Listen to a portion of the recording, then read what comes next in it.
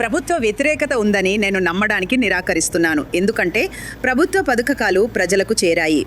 విజయ్ ఒక పెద్ద స్టార్ మరియు ప్రజలు ఖచ్చితంగా వెళ్ళి అతన్ని చూడాలనుకుంటారు. కానీ దాని అర్థం అది ఓట్లుగా మారుతుందని అనుకోవాలా? నాకు ఖచ్చితంగా తెలీదు. నేను అలా అనుకోవటం లేదు. ఇప్పటి వరకు అతను బీజేపీకి కానీ ఏఐఏడిఎంకేకి కానీ వ్యతిరేకంగా ఒక్క మాట కూడా అనలేదు. అది కేవలం అతని ఏకైక లక్ష్యం డిఎంకే. ఏ మతాన్ని పాటించాలి, ఏమి తినాలి, ఎవరితో మాట్లాడాలి మరియు మీ పక్కింటి వాళ్ళు ఎవరుండాలి అని చెప్పడానికి ప్రజలు రావడం మాకు ఇష్టం లేదు.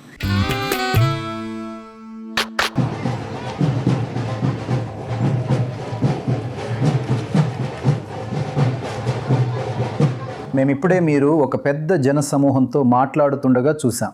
చాలా ఉత్సాహంగా మేము చుట్టూ ప్రయాణిస్తున్నాం మరియు చాలా మందితో మాట్లాడుతున్నాం మరియు మేము డేటాను కూడా చూస్తాం. మరియు డేటా ప్రకారం మహిళలపై నేరాల విషయంలో భారతదేశంలో మీది 2వ అత్యుత్తమ రాష్ట్రం. కానీ ప్రజలలో ఉన్న భావన ఏంటంటే, మరియు ప్రతి ఒక్కరూ ఇదే చెప్తారు, మద్యం వల్ల భద్రత ఒక పెద్ద సమస్య మరియు యువత దాని గురించి ఆందోళన చెందుతున్నారు. ప్రతి ఒక్కరూ భద్రత గురించి ఆందోళన చెందుతున్నారు అనేది మీకు వ్యతిరేకంగా జరుగుతున్న ఒక రకమైన ప్రచారం. దాన్ని మీరు ఎలా ఎదుర్కొంటున్నారు? మేము ప్రజలకిస్తున్నాము. నేను ప్రచారం చేస్తున్నప్పుడు కూడా నేను గణాంకాల గురించి మాట్లాడుతున్నాను. మీకు తెలుసా, దానిని ఇతర రాష్ట్రాలతో పోలుస్తూ మరియు తమిళనాడు చాలా మెరుగ్గా చేస్తోందని చెబుతూ, మరియు అది కూడా మీకు తెలుసా జాతీయ సగటు చార్ట్ షీటింగ్లో మీకు తెలుసా ఫిర్యాదులు మహిళలపై నేరాల విషయానికి వస్తే తమిళనాడు 91% మరియు జాతీయ సగటు 70+ ఉంటుంది. ఆ విధంగా కూడా న్యాయం జరిగేలా చూడటంలో మేము చాలా మెరుగ్గా ఉన్నాము. మరియు ఖచ్చితంగా ప్రజలు మీకు తెలుసా బీజేపీ ప్రభుత్వంలో ఉన్న రాష్ట్రాలలో 66,000, 32,000, 47,000 గురించి మాట్లాడుతున్నప్పుడు మేము మాట్లాడుతున్నాం నేను. ఇది ఒక సాకు కాదు. ఆ సంఖ్యలో ఉండటం కూడా సమర్థనీయం కాదు. కానీ నేషనల్ బ్యూరో ఆఫ్ రికార్డ్స్ నుండి వచ్చిన ఆ నేరాలు అది చెబుతుంది తమిళనాడులో మహిళలపై నేరాలు, అన్ని రకాల నేరాలు 8,000 అని. చాలా తక్కువ. కానీ అవును, ఆ అభిప్రాయం ఉన్నట్లు కనిపిస్తోంది. అవును, అది ప్రభావం చూపుతోందా? లేదు, వాళ్ళు ఎలాగోలా వాళ్ళు ఆ అభిప్రాయాన్ని సృష్టించారు. మరియు చూడండి, ఎడప్పాడి పళనిస్వామి పొల్లాచి సంఘటన జరిగినప్పుడు అతను నిందితులను కాపాడటానికి అన్ని విధాలా ప్రయత్నించాడు. కానీ ఈరోజు తమిళనాడులో ముఖ్యమంత్రి గారు మహిళలపై ఒక నేరం జరిగినప్పుడు వీలైనంత త్వరగా ఆ నేరంలో భాగమైన వ్యక్తులను అరెస్టు చేసి న్యాయం జరిగేలా చూస్తున్నారు. కానీ ఇప్పటికీ నేను అనుకుంటున్నాను వాళ్ళు ప్రభుత్వానికి వ్యతిరేకంగా ఏమీ చెప్పలేకపోతున్నారు. మరియు ఇదే కథనాన్ని వాళ్ళు మీకు తెలుసా ప్రచారం చేస్తున్నారు, బీజేపీ మరియు ఏఐఏడిఎంకే. మీకు తెలుసా, ప్రతి 2-3 దశాబ్దాలకు తమిళనాడు సినీ గగనంలో ఒక తార ఉదయిస్తాడు. ఈసారి అతను విజయ్. ఇప్పుడు ఎన్నికల క్షితిజంపై, మీపై మరియు ఏఐఏడిఎంకేపై అతని ప్రభావం ఎలా ఉంటుందని మీరు అనుకుంటున్నారు? చూడండి, మీరు పోల్చలేరు మిస్టర్ విజయ్ని మిస్టర్ ఎన్టీఆర్. లేదు, ఎంజీఆర్ వేరే స్థాయి. అవును, కాదు, ఒక అందమైన. అవును, అతను రాజకీయ నేపథ్యం నుండి వచ్చారు. మిస్టర్ విజయకాంత్. అవును, మరియు మిస్టర్ కమల్ హాసన్ ఉన్నారు. భారీ ర్యాలీలు. వాళ్ళు అతని భారీ ర్యాలీలు చూశారు. మీకు తెలుసుగా, అతను ఒక పెద్ద స్టార్. విజయ్ ఒక పెద్ద స్టార్ అనే వాస్తవాన్ని నేను కాదనలేను. మరియు ప్రజలు ఖచ్చితంగా అతన్ని వెళ్ళి చూడాలనుకుంటారు. ఒకవేళ బీటీఎస్ భారతదేశానికి వస్తే నాకు ఖచ్చితంగా తెలుసు జనాలు నిజంగా మీకు తెలుసుగా అదుపు చేయలేనంతగా ఉంటారు. కానీ అది ఓట్లుగా మారుతుందని దానర్థమా? నాకు ఖచ్చితంగా తెలీదు. నేను అలా అనుకోవటం లేదు. మరి ఒకవేళ అలా జరిగితే అది మీకు ఎక్కువ నష్టం చేస్తుందా లేక ఏఐఏడిఎంకేకి ఎక్కువ నష్టం చేస్తుందా అని మీరు అనుకుంటున్నారా? చూడండి, మనం ఎన్నికల వరకు వేచి చూసి ఓట్లు లెక్కించాలని నేను అనుకుంటున్నాను. అప్పుడు మాత్రమే మనం అది చెప్పగలుగుతాం. కానీ నాకు నిజంగా కనిపించడం లేదు. చూడండి, మీకు తెలుసా వాళ్ళ క్యాడర్లు ఫీల్డ్లో, ఎందుకంటే నేను తమిళనాడు అంతటా పర్యటిస్తున్నాను మరియు నేను చూడలేదు. మీకు తెలుసా టీవీకే సభ్యులు ఎక్కడా రాష్ట్రంలో ఎక్కడ మీకు తెలుసా ఫీల్డ్లో గ్రౌండ్లో పనిచేయటం కానీ, లేదా మీకు తెలుసా ప్రజలను కలవడం కానీ, లేదా ఆ విషయానికి వస్తే మరేదైనా కానీ. మీ రాజకీయ అంచనా ఇది త్రిముఖ పోరాటమా? మరియు ఇప్పటి వరకు ఇది ఎల్లప్పుడూ రెండు కూటముల మధ్య ద్వైపాక్షిక పోరుగానే ఉంది అనుకుందాం. లేదు, ఇది మళ్ళీ రెండు పార్టీలు లేదా రెండు కూటముల మధ్య ద్వైపాక్షిక ఎన్నిక అని నేను నిజంగా అనుకుంటున్నాను. అవే ఏఐఏడిఎంకే మరియు డిఎంకే. ఇది త్రిముఖ పోరాటమని లేదా కొంతమంది చెప్పినట్లు చతుర్ముఖ లేదా పంచముఖ పోరాటం అని నేను అనుకోను. అలా కాదు.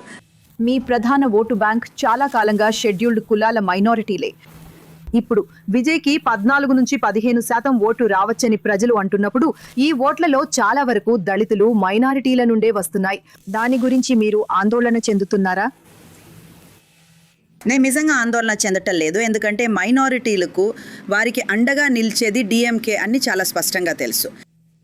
మరియు వారికి మీకు తెలుసా తప్పుడు వ్యక్తికి ఓటు వేయటం గురించి స్పష్టత ఉంది. మరియు ఎవరికైనా వేసే ఏ ఓటు అయినా, ఎందుకంటే విజయ్ వాళ్ళు దేనికోసం నిలబడతారో మాకు తెలియదు.